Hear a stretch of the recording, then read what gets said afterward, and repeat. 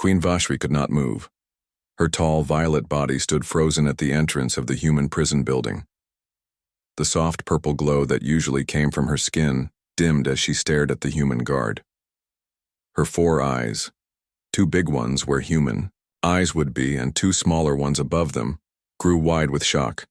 The human guard standing in front of her wore the simple gray uniform of Earth's Defense Force, but it was his face that made the Queen's hearts beat faster. He had the same strong jaw, the same deep blue eyes, and even the small scar above his right eyebrow. This human looked exactly like Nerith, her husband who had died 300 years ago during the first meeting between their kinds. The guard shifted his feet and looked uncomfortable. To him, she was just another alien visitor coming to see her people who were caught after the battle near the star called Proxima Centauri. He had no idea why this 7-foot-tall alien woman was staring at him as if she had seen a ghost. "Is everything okay, Your Majesty?" asked Meredith, the human woman who was guiding the Queen's visit. Meredith was the official messenger between humans and aliens, and today she was showing Queen Vashri around the place where her people were being held until a deal could be made. The Queen's hand with 6 long fingers shook a little as she tried to stay calm. "This one," she said in her musical voice that was barely more than a whisper. "Who is he?" "That's Guard Ethan Pierce, Your Majesty," Meredith replied, looking confused by the question. "He's part of the security team for this building. Is something wrong?" Queen Vashri could not explain the storm of feelings inside her. She had ruled her empire alone for 300 years. For 3 centuries she had carried the weight of guilt and sadness over how Nerith had died. He had jumped in front of her during a misunderstanding with humans, saving her life but losing his own. Now somehow the universe had put his mirror image right in her path. "No," the Queen finally said. "Nothing is wrong. Please continue the tour." But as they walked through the halls where captured Arcturians were kept, Queen Vashri could not focus on the reason she had come to Earth. The plans to get her people back home seemed far away now. Her mind kept going back to the guard's face. Later that day, Admiral Laura Kent of the Earth Defense Force sat in her office looking at a screen. On it was a report about Queen Vashri's reaction to seeing Guard Pierce. "It worked," said the man, standing next to her desk. He wore the white coat of a scientist. The Queen clearly recognized him. Admiral Kent nodded slowly. "Project Reflection is a success, then. What about the guard? Any problems with his memory?" "None so far," the scientist replied. "Pierce believes he is a normal human with a normal past. He has no idea about the changed DNA or the implanted memories. He thinks he grew up in Portland with his mother." "Good," said the Admiral. "Now we move to step 2. Have him assigned as her personal guard during her stay. I want to know everything about how she reacts to him." That evening, Queen Vashri sat alone in the guest house given to her during her visit to Earth. The walls were decorated to look like her home world, with crystal-like shapes and soft blue lights, but she found no comfort in them tonight. She touched the communication device on her wrist. It lit up, showing the face of General Jex, her most trusted advisor who was on their ship orbiting Earth. "My queen," Jex said, bowing his head. "How goes the mission?" "Something unexpected has happened," Vashri replied. Her voice was steady now, though her inner eyelids, clear membranes that humans did not have, blinked rapidly, showing her stress. "The humans have a guard here. He wears Nyrith's face." General Jex was silent for a moment. Then he asked, "How is this possible? Could it be just a similar look?" "No," the Queen said firmly. "It is his face exactly. The scar, the eyes, even the way his mouth turns down slightly at the corners. It is him, Jex. This cannot be random," her advisor said.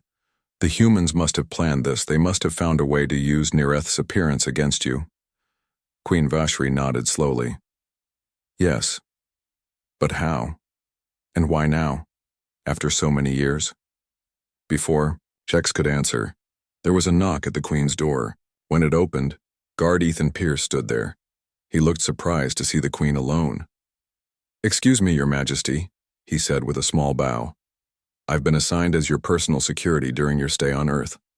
I'll be outside your door." If you need anything.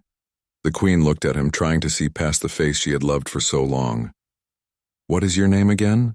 She asked, though she remembered it perfectly. Ethan Pierce, Your Majesty, he replied. Ethan, she repeated, the name strange on her tongue. Do you know why you were chosen for this duty? He shook his head. No, Your Majesty. The orders came directly from Admiral Kent this afternoon. Was as surprised as you are. The Queen studied him for a long moment. Have we met before, Ethan Pierce? The guard looked confused. No, Your Majesty. This is my first time meeting any Arcturian royalty. I've only seen your kind from a distance during the battle at Proxima Centauri. I see, the Queen said. She could detect no lie in his eyes. Either he was telling the truth or he believed he was. Thank you. That will be all for now.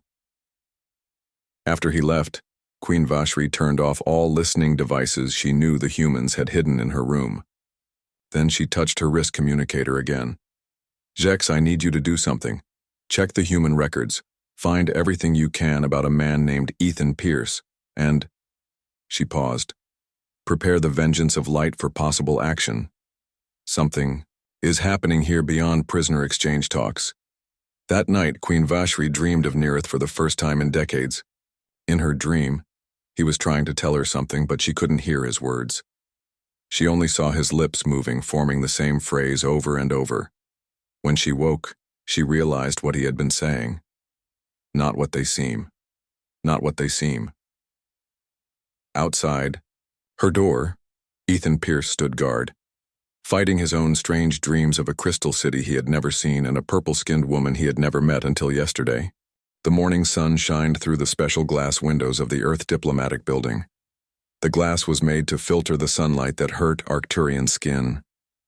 Ethan Pierce stood at his post outside Queen Vashri's door, trying not to yawn. He had not slept well. Strange dreams kept waking him up all night. The door opened and Queen Vashri stepped out. Her violet skin seemed to shimmer in the filtered light. All four of her eyes looked at Ethan with a strange mix of pain and wonder. Good morning, Your Majesty, Ethan said with a small bow. Good morning, Ethan Pierce, the Queen replied. Her voice had a musical quality that made his name sound like part of a song. I wish to walk in the garden today. You will join me. It wasn't a question, so Ethan just nodded and followed the tall alien queen. As they walked through the halls, he noticed how other humans stopped and stared. Some looked afraid, others curious. The Arcturians were known as great warriors, and their war with Earth had only stopped 2 years ago. Many people still did not trust them. In the garden, Queen Vashri walked slowly among earth flowers that had been planted alongside some purple and blue plants from her world. The mix of colors was strange but beautiful. You have his walk, she said suddenly, without looking at Ethan. The way you pause before speaking. It cannot be just chance. Ethan felt a chill run down his back. I don't understand, Your Majesty. Whose walk do I have? The Queen turned all four eyes to him. Tell me of your family, Ethan Pierce. Where were you born? Who are your parents? Ethan shifted uncomfortably. This was not normal security work, but she was a queen, and he had been ordered to keep her happy. I was born in Portland. My mother's name is Olivia. My father died before I was born. He was in the military, too. I joined up when I was 18, 5 years ago. Nothing special about me, Your Majesty. The Queen made a sound that might have been a sad laugh. Nothing special? You wear the face of a king from another world, yet you think you are not special? Before Ethan could reply, Meredith the ambassador hurried into the garden. Your Majesty, the talks are about to start. The human negotiators are waiting. Queen, Vashri nodded. Very well, my guard will come with me. In the meeting room, 6 humans and 4 Arcturians sat around a large table. Ethan stood by the wall behind the Queen, trying to look professional while his mind raced with questions. What did she mean about him wearing a king's face? The head human negotiator, a stern woman named Beth, spoke first. We have reviewed your requests for prisoner release, Queen Vashri. We are willing to return 60% of the Arcturians captured in the Proxima Centauri battle in exchange for the human prisoners you hold and the mining rights to the third moon of your home planet. One of the Arcturians at the table made an angry sound, but Queen Vashri held up one six-fingered hand for silence. That moon is sacred to our people, she said calmly. You know this. It holds the memory crystals of our ancestors. Beth shrugged. It also holds the largest deposit of quantum crystals in this part of the galaxy. Your people don't need the whole moon for your rituals. Ethan watched as the Queen's skin darkened slightly, a sign of anger he somehow knew, though he had never been taught Arcturian body language. The talks went on for hours. Ethan stood still, but his mind kept going back to the Queen's words in the garden. And something else bothered him. How had he known what her darker skin meant? How did he know that the slight clicking sound from one of the Arcturian advisors meant the alien was worried, not angry? When the meeting finally ended, neither side had agreed to anything. The humans wanted too much, and the Arcturians would not give up their sacred moon. As they left the room, Ethan felt a headache starting. Images flashed in his mind. Strange cities with towers made of crystal, a ceremony with Arcturians singing, and Queen Vashri wearing white instead of her current black clothes. He shook his head, trying to clear it. Are you well, Ethan Pierce? The Queen asked, noticing his discomfort. Yes, Your Majesty. Just a headache. She looked at him closely. Perhaps you should rest. I will be safe in my rooms. My orders are to stay with you, he said, rubbing his temple. Back in her guest house, Queen Vashri watched as Ethan stood by her door, clearly in pain. She felt torn. Part of her wanted to help him, to touch his face that was so much like her Neareth's. Another part knew that he must be a trap set by the humans. When she was alone, she activated her hidden communicator again. General Jex's face appeared. Report, she ordered. My queen, we have found strange things in the human records, Jex said. This Ethan Pierce has a file, but it is too perfect, too clean. There are no school friends who remember him, no neighbors who knew his mother. It is as if he was created just a few years ago. And the genetic tests? Our spies took samples from his food tray. The results are disturbing. His DNA shows Arcturian patterns mixed with human ones. This should not be possible unless the humans have been doing experiments with Neareth's remains. Queen Vashri closed her inner eyelids in grief.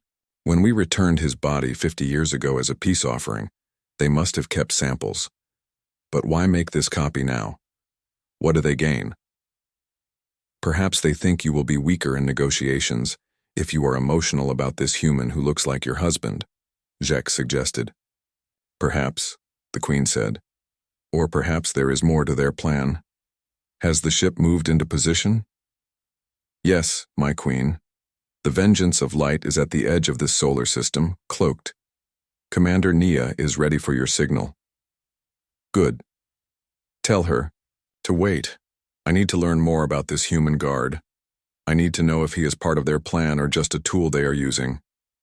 That night, as Earth's moon rose, Ethan sat in his small room in the guards' quarters. His headache had gotten worse, and the strange visions kept coming. He saw battles in space, felt the controls of a ship he had never flown, and heard words in the Arcturian language that he should not understand.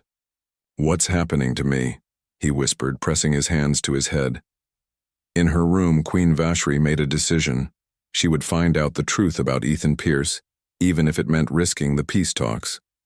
She touched a hidden button on her ceremonial collar, sending a silent signal to her ship. Then she prepared a special drink, one that would help bring hidden memories to the surface. Tomorrow, she would offer it to Ethan Pierce and watch what happened. If he was just an innocent human being used by his leaders, she would help him. If he was a willing part of the plot against her, she would show him why Arcturians were feared across the galaxy. As she looked out at the Earth night sky, she wondered if somewhere, somehow, Neareth's soul was really back, trapped in a human body that didn't remember its true past. Far away at the edge of the solar system, the massive Arcturian warship Vengeance of Light floated silently in space. Special technology made it invisible to Earth's watching machines. On the bridge of the ship stood Commander Nia Reeves, a human woman with dark skin and short hair. She was the only human ever to be made an Arcturian citizen.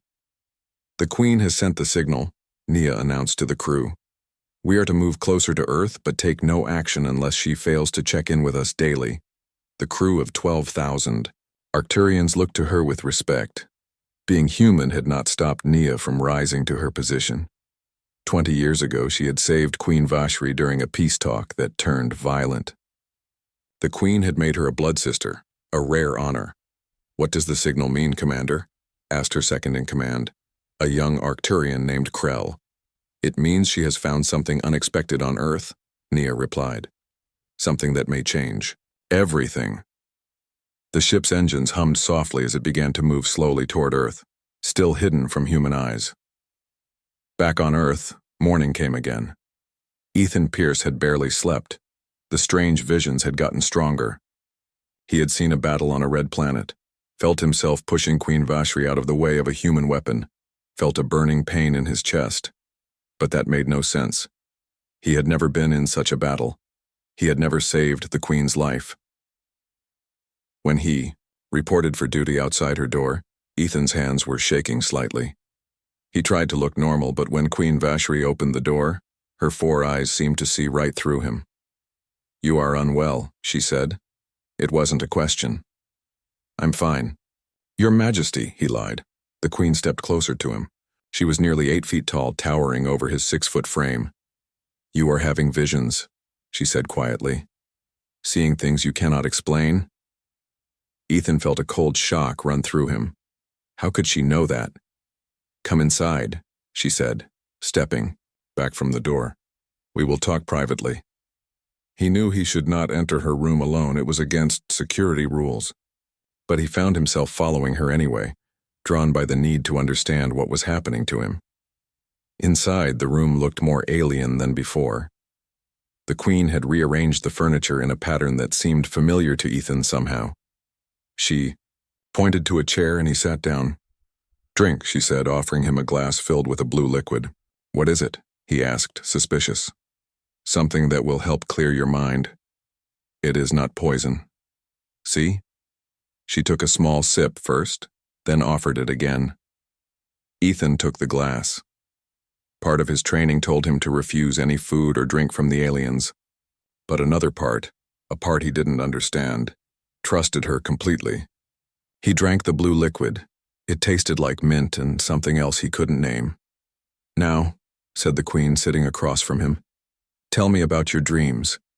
The liquid seemed to warm him from the inside. Words began to pour out before he could stop them. "I see places I've never been. A city with towers made of some kind of crystal. A red planet with 3 moons. I see battles in space, and I see you." Queen Vashri leaned forward. "What do you see about me?" Ethan closed his eyes, letting the images come. "You're wearing white robes with gold symbols. We're standing in a round room with light coming from the floor. People are singing in a language I shouldn't know but somehow do. We're being joined as mates," the Queen finished for him. "It is our bonding ceremony. You are seeing Nearith's memories." Ethan's eyes snapped, open. "Who is Nyrith? Why do I have his memories?" "Nyrith was my husband, my king," she said softly. "He died 300 Earth years ago, saving me during the first contact between our species. You look exactly like him because the humans made you to look that way. They used his DNA to create you." Ethan stood up quickly, knocking over his chair. "That's impossible. I was born. I have a mother. I grew up in Portland." The Queen's voice remained calm. "Do you remember your mother's face clearly? Can you remember the name of your school? Your first friend? Or are those memories blurry, like something half forgotten or half made?" Ethan tried to picture his mother's face, but it seemed to shift and change. He couldn't remember her eye color. He knew he went to school in Portland, but couldn't picture the building or any teachers. Cold fear spread through him. "What did you give me to drink?" he demanded. "A memory clarifier. It does not create false memories.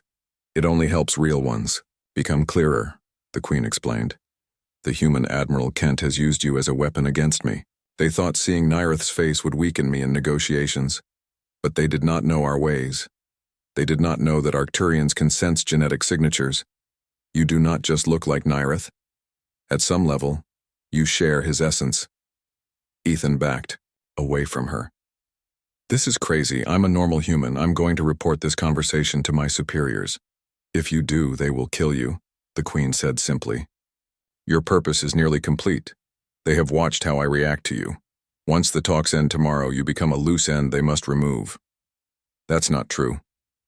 But even as he denied it, Ethan felt a strange certainty that she was right. Flashes of memory came to him, overhearing Admiral Kent talking to someone about terminating the asset after the Queen left. I have a way to prove what I say, Queen Vashri told him. She touched a hidden panel on the wall, revealing a small screen. This shows your true genetic structure, taken from samples my people gathered. See the patterns marked in blue? Those are not human. Those are Arcturian gene sequences taken from Nyrith's remains. Ethan stared at the complex display. He didn't understand the science, but something deep inside him recognized the truth of what she was showing him. A deep anger began to build in his chest. If what you're saying is true, he said slowly, then my whole life is a lie. I was created as a tool to use against you. Yes, said the Queen, but you are also more than that. You are unique, neither fully human nor Arcturian, but something new. And you have choices now that you know the truth. Ethan paced the room, his mind racing. Why tell me this? What do you want from me? First, I want you to survive, Queen, Vashri said. The humans who made you plan to dispose of you soon. Second, I want to know if any part of Nyrith truly lives in you, or if you only carry his face and fragments of his memories. Before Ethan could reply, his communication device beeped. It was Admiral Kent, ordering him to report immediately. He looked at the Queen, conflicted. Go, she said, but be careful what you say. Your life depends on it. Return here when you can, and we will talk more. Ethan left the Queen's quarters with his head spinning. As he walked through the diplomatic building to the Admiral's office, he noticed details he had missed before. How the guards watched him differently than other personnel.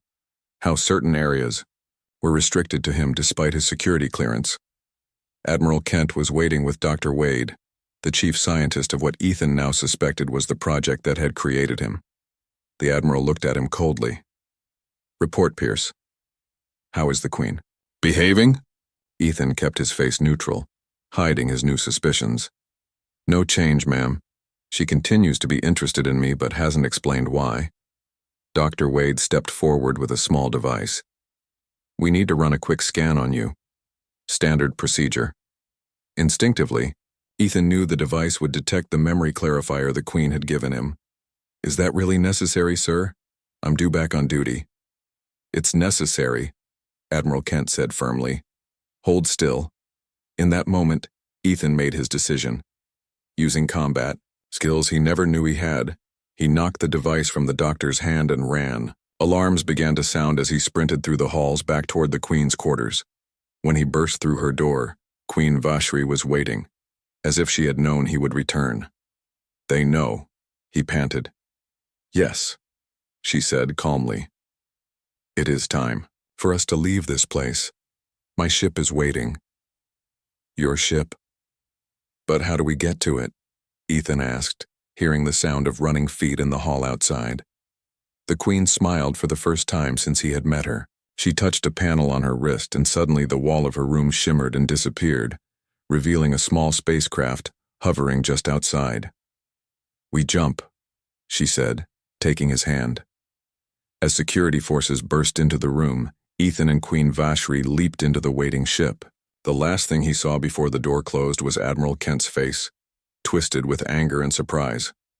The small ship shot upward, breaking through Earth's atmosphere in minutes. Ethan strapped himself into a seat that felt strangely familiar. Where are we going? He asked as stars became visible through the view screen. To the vengeance of light, Queen Vashri replied, and then to find the truth about who you really are. The small spaceship moved quickly through the darkness between Earth and its moon. Inside, Ethan sat quietly, watching as Queen Vashri worked the controls with her six-fingered hands. His world had turned upside down in just a few hours. Everything he thought he knew about himself was a lie. "How long until we reach your ship?" he asked. "Not long," the Queen replied. "The vengeance of light is closer than the humans know." Suddenly, warning lights flashed across the control panel. On the view screen, 3 Earth military ships appeared, closing fast. "They're following us," Ethan said, feeling his heart beat. "Faster." "Can we outrun them?" "This small ship cannot," Queen Vashri said calmly. "But we don't need to outrun them." She pressed a series of buttons, and the space in front of them seemed to tear open. A massive shape appeared where empty space had been seconds before, the Arcturian warship dropping its invisibility shield. It was huge, at least 20 times larger than Earth's biggest ships. Its dark purple hull was covered with strange symbols that glowed with blue light. The human ships immediately slowed down. Queen Vashri's small ship flew into an opening in the side of the giant warship. When they landed in a large room filled with other small ships, Ethan saw hundreds of Arcturians waiting for them. "Stay close to me," the Queen told him as they walked down the ramp. "Some of my people will not understand why I have brought you here." The Arcturians bowed as their queen passed, but many looked at Ethan with suspicion or surprise. He heard whispers in their language, and strangely, he understood some words. "Looks like king, what impossible." A human woman stepped forward from the crowd. She wore an Arcturian uniform with special markings Ethan somehow knew meant high rank. "My queen," she said, bowing. "Welcome back to the vengeance of light." "Thank you, Nia," Queen Vashri replied. "This is Ethan Pierce. He needs our protection and help." Commander Nia Reeves looked at Ethan with curious eyes. "The resemblance is remarkable," she said quietly. Before more could be said, a voice came over the ship's communication system. "Human, ships are demanding we return their property, and are threatening to attack if we refuse." Queen Vashri's eyes narrowed. "Take us out of Earth orbit, maximum speed. Set course for the protected zone near the Omega Nebula." As they walked quickly through the ship's hallways, Ethan felt dizzy with all the new information. The corridors seemed both strange and familiar at the same time. "What did they mean by property?" he asked. "They mean you," Commander Nia told him. "From their view, you are a military project, not a person with rights." They reached the bridge of the ship, a large round room with screens showing the space around them. General Jex, an older Arcturian with scars on his face, stood from the captain's chair.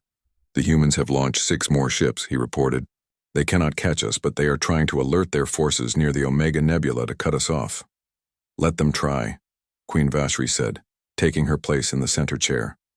"We have more important matters to discuss." She turned to Ethan. "It is time for you to learn everything."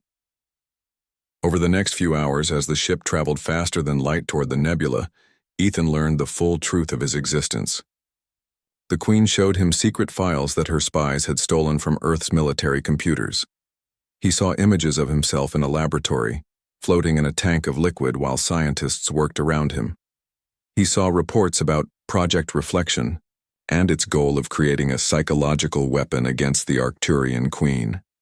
Most disturbing were the videos of his memory implantation, scientists programming him with false memories of a childhood that never happened, a mother who never existed. "I'm only 6 years old," he whispered in shock, looking at the dates on the files. "They grew me quickly and gave me adult memories." "Yes," Queen Vashri said gently, "but the DNA they used to create you is much older. Nearith's essence is part of you, which is why you have fragments of his memories." Ethan looked at his hands, trying to understand what he really was. "So I'm just a copy? A clone with fake memories?" Commander Nia stepped forward. "No, I've studied the files more carefully. You're not exactly a clone. They combined Neirith's DNA with human DNA to create something new. You share some of his genetic memory, but you are your own person, Ethan." Queen Vashri nodded. "This is why I brought you here, not just to save you from being destroyed when your purpose was complete, but to help you discover who you truly are." Ethan felt anger building inside him. They used me, created me as a weapon, and planned to kill me when I wasn't useful anymore. Not all humans think that way, Nia reminded him. I was born human but found my true home among the Arcturians. You must decide your own path now. Before Ethan could respond, alarms sounded throughout the ship. General Jex hurried to a control panel. We are receiving a message from Earth on all frequencies, he reported. They are broadcasting throughout the galaxy. Show us, ordered the Queen. A screen lit up, showing Admiral Kent's face. Her voice filled the bridge. This message is for all allied worlds. The Arcturian warship Vengeance of Light has violated the peace treaty by kidnapping a human citizen and fleeing Earth space. We demand the immediate return of Ethan Pierce and the surrender of Queen Vashri for trial. If our demands are not met within 24 Earth hours, we will consider this an act of war. Queen Vashri laughed, a sound like silver bells. They speak of kidnapping? When they created you in a lab to use against me? When they planned to destroy you once your purpose was complete? She turned to General Jex. Send our own message to all worlds. Show them the files we have. Let the galaxy see the truth of what Earth has done. Ethan watched as the ship's communication officers prepared to broadcast the evidence of Project Reflection. Part of him felt satisfaction that the truth would be known, but another part worried about the consequences. Will this start another war? He asked Nia quietly. It might, she admitted. But hiding the truth never brings lasting peace. The humans went too far this time. As the Arcturian message began broadcasting, countering Earth's claims, Ethan felt a sharp pain in his head. More memories flooded in, not just fragments now, but whole scenes from Nyrith's life. He saw himself, Nyrith, standing beside a younger Queen Vashri on the day of their bonding. He felt Nyrith's love for her, his dedication to their people. What's happening to me? He gasped, grabbing onto a nearby rail to keep from falling. Queen Vashri rushed to his side, her eyes filled with concern. The memory clarifier is still working. More of Nyrith's memories are surfacing. But I'm not him, Ethan insisted, fighting against the flood of alien memories. I can't be him. No, you are not, the Queen agreed. But part of him lives in you. The question is whether you can find balance between his past and your future. For 3 days, as the ship traveled to the protected zone where Earth forces could not follow, Ethan struggled with his identity. The ship's medical team helped him sort through the real and implanted memories. He learned that most of his combat skills were not taught by Earth's military as he had believed, but were Nyrith's muscle memories encoded in his DNA. On the 4th day, the Vengeance of Light arrived at a hidden Arcturian outpost deep in the Omega Nebula.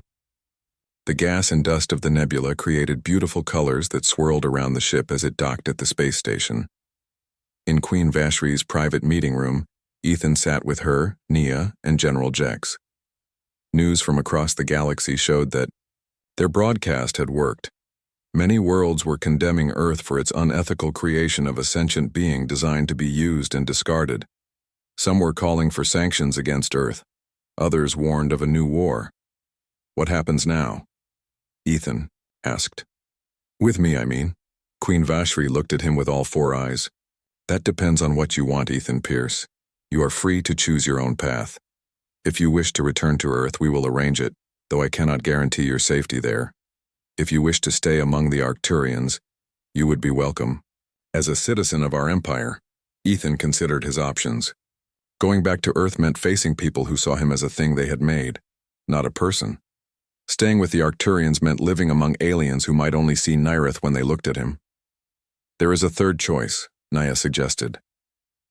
You could come with me on my diplomatic missions to other worlds. I work with both humans and Arcturians, building understanding between different species. Someone with your unique perspective could be valuable in that work. As Ethan weighed these possibilities, a message arrived for Queen Vashri. When she read it, her purple skin paled slightly. Earth has discovered something else in their old files, she said quietly. Something about Project Reflection that even I did not know. What is it? Ethan asked, feeling a new wave of dread. The Queen looked directly at him. The human scientists didn't just use Neareth's DNA to create you. They found a way to map and transfer fragments of his actual consciousness, stored in special crystals we buried with his body. That is why you have his memories, not just genetic echoes. What does that mean? Ethan whispered. It means, General Jex said solemnly, that part of King Nyreth's spirit may truly live within you. Ethan stood at the large window in his quarters on the Arcturian space station, watching the swirling colors of the Omega Nebula outside. It had been 2 weeks since he learned that he might carry not just Neareth's DNA, but parts of his actual consciousness. 2 weeks of tests, of sorting through memories, of trying to understand who and what he really was. The door chimed softly, and Ethan turned. "Come in," he called. Queen Vashri entered, wearing simple clothes instead of her royal robes. In private, she had asked him to call her just Vashri, but he still found that difficult. "The medical team has finished analyzing the data," she said, sitting in a chair near the window. "Would you like to hear their conclusions?" Ethan nodded, his heart beating faster. "Yes, I need to know." The human scientists did indeed find a way to transfer parts of Neareth's consciousness into you, Vashri explained. "They used our memory crystals, which store more than just information. They hold patterns of thought, emotion, even personality. But the process was imperfect. You have fragments of Nyreth, but you are still primarily Ethan Pierce." Ethan let out a breath he hadn't realized he was holding. "So I'm not just a container for someone else's mind? I'm still me?" "Yes," Vashri said firmly. "The person you have become since your creation is uniquely yours. Nyreth's memories and some of his traits are there, but they have merged with your own experiences to create something new. You are neither fully him, nor simply what the humans programmed you to be." A great weight seemed to lift from Ethan's shoulders. He had feared that he might be nothing more than a shell housing a dead king's mind, or worse, just a tool with no real identity at all. "Thank you for telling me the truth," he said, "for everything you've done to help me understand who I am." Vashri's 4 eyes studied him carefully. "And who are you, Ethan Pierce? Have you decided what path you will take now?" That was the question that had kept him awake for many nights. "I've been thinking about Commander Nia's offer to join her diplomatic work," he said slowly. "I'm not fully human or Arcturian, but maybe that gives me a unique perspective that could help build understanding between our peoples." Vashri nodded. "I think that is wise. Nia will be a good mentor. She has walked a similar path, finding her place between 2 worlds." Before they could discuss it further, the room's communication panel lit up with an urgent message. "Your Majesty," came General Jex's voice, "Earth has sent a special envoy requesting to speak with you and with Ethan Pierce." Vashri's expression darkened. "Who is this envoy?" "Colonel Faith Winters, head of their science division. She claims to have important information about Project Reflection." Ethan felt a chill. Faith Winters. I remember that name from the files. She was one of the lead scientists who created... Vashri looked at him. "You do not have to meet with her." "No, I want to," Ethan said firmly. "I want to hear what she has to say." An hour later, they sat in a secure meeting room on the space station. Across the table was Colonel Faith Winters, a small woman with gray hair and cold eyes. 2 Arcturian guards stood behind her, making it clear she was not entirely welcome. "Thank you for agreeing to this meeting," Colonel Winters said smoothly. "I've come with an offer from Earth's government." "What kind of offer?" Vashri asked, her voice like ice. "A fair exchange," Winters replied. "We acknowledge that Project Reflection crossed ethical lines. In return for keeping certain details private, we offer complete recognition of Ethan Pierce as a sovereign individual with full rights. We will also return all remaining samples of King Nyreth's DNA and memory crystals." Ethan leaned forward. "Why the sudden change? 2 weeks ago, Admiral Kent was threatening war to get me back." Winters smiled thinly. "Admiral Kent has been reassigned. The public reaction to the revelations about Project Reflection was stronger than anticipated. Our government is seeking a less confrontational approach. You mean you're trying to save face? Ethan said coldly. The truth made you look bad to the other worlds. Politics is about perception, Winters admitted, but my offer is genuine. You would be free to go wherever you wish, Ethan. Earth would have no claim on you. Vashri's 4 eyes narrowed. And what details do you wish kept private in return? For this generous offer? Winters hesitated. The full extent of the memory transfer technology. If it became widely known that consciousness could be partially preserved and transferred, it could lead to complications. Ethan understood immediately. You mean other people might want their consciousness preserved too? Or worse, powerful people might try to put their minds into new bodies. The technology is imperfect and dangerous, Winters said quickly. It was a mistake to develop it. We've destroyed all research on it except for what's needed to help you, Ethan. Vashri and Ethan exchanged a look. They both knew that Colonel Winters was likely lying about destroying the research. We will consider your offer, Vashri said finally. You will have our answer tomorrow. After Winters left, Ethan paced the room. She's lying. They wouldn't give up research that powerful. Of course not, Vashri agreed.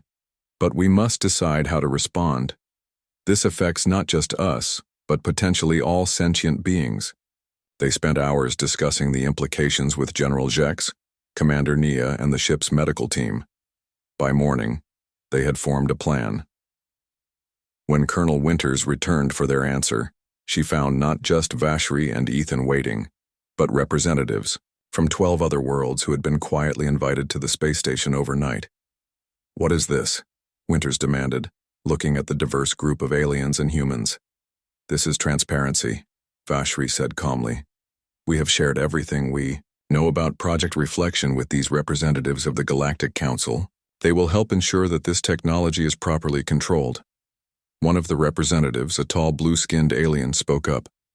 We have drafted a treaty that will place all consciousness transfer technology under multi-species control. No single world will have exclusive access to it. Earth never agreed to this, Winters protested. Earth has a choice, Ethan said, standing tall beside Vashri. Sign the treaty and be part of guiding how this technology develops, or refuse and face sanctions from all council worlds for ethical violations. Winters looked around the room, realizing she was outmaneuvered. I will have to consult with my superiors. Of course, Vashri said with a slight smile. We anticipated that. A secure communication channel has been prepared for you.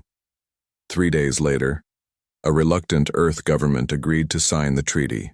As part of the agreement, Ethan Pierce was recognized as an independent individual with dual citizenship in both Earth and the Arcturian Empire, the first of his kind. In the months that followed, Ethan worked closely with Commander Nia, traveling to different worlds as a special ambassador.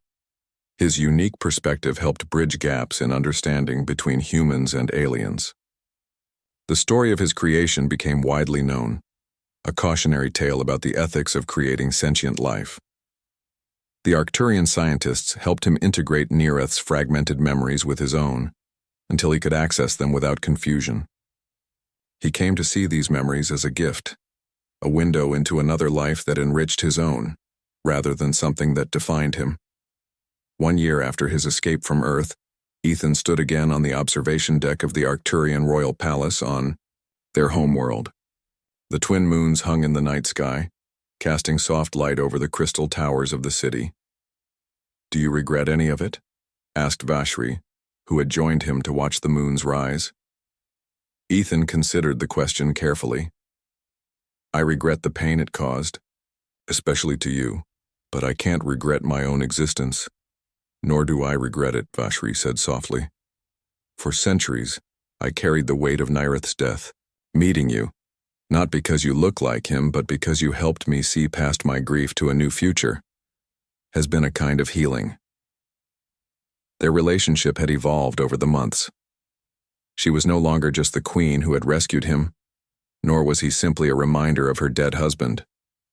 They had become true friends, perhaps something more, though neither rushed to define it. The Treaty Council meets tomorrow, Ethan said. The member worlds have agreed on guidelines for developing the consciousness transfer technology safely. It will be used only to help those with terminal illnesses or injuries, never to extend life indefinitely or transfer minds without consent. Vashri nodded. A wise compromise. And Colonel Winters? Have you heard from her? She's been appointed Earth's representative to the Council, Ethan said with a slight smile. I think they hope her knowledge of the technology will give them an advantage. Little do they know that the Arcturian scientists have already developed better methods. Methods we are sharing freely under the treaty, Vashri reminded him. No world should have that power alone. A comfortable silence fell between them as they watched the stars. Ethan felt a sense of peace that had been rare in his short life. He was neither fully human nor Arcturian, neither entirely Ethan Pierce, nor partly Neareth. He was something new, a bridge between species, between past and future. What will you do next? Vashri asked eventually. Nia tells me you've been offered a position leading your own diplomatic mission to the outer colonies.